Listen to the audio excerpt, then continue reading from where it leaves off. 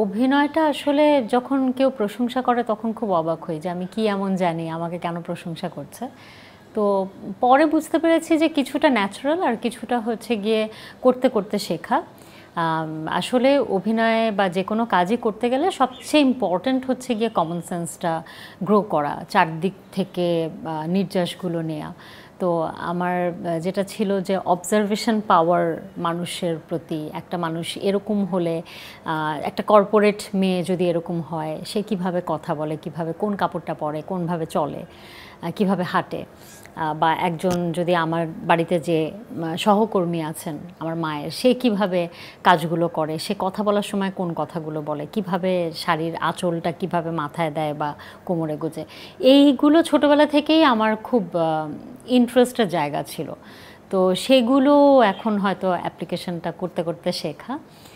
আর যদি বলি যে আমি খুব ন্যাচারালি আমার মডেলিং করা, অভিনয় শুরু করাটা খুবই ন্যাচারালি হওয়া। আমি কিভাবে হয়েছে এগুলোও খুব রহস্যময়, যে কিভাবে আমার সাথেই এই ঘটনাটা ঘটলো। আমি তো শুধু চাইতাম, আমি জানতাম না যে কোন ওয়েতে করতে হবে।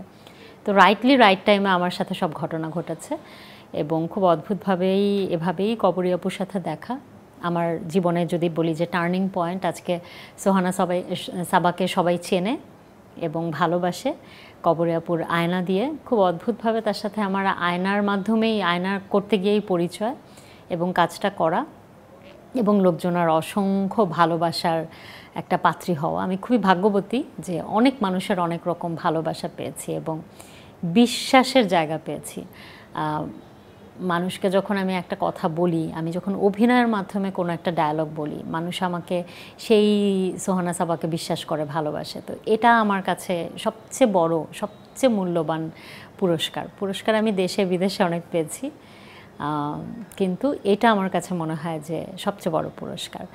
এবং এই মুহূর্তে আমার খুব ভালো লাগে যে প্রথম যেটা হতো যে আমার ছেলে শুদ্ধ স্বরবর্ণ আমার সাথে ছবি খুব একটা, ও ছবি তুলতে পছন্দ করতো না। আর আমি ওকে খুব প্রাইভেটলি বড় করেছি। আমি কখনো ওকে, অসংখ্য টিভিসির জন্য ওকে কিন্তু চেয়েছে ছোটোবেলা থেকে, ও যেহেতু অনেক কিউট ছিল, বাট আমি কিন্তু কখনো ওকে দেইনি।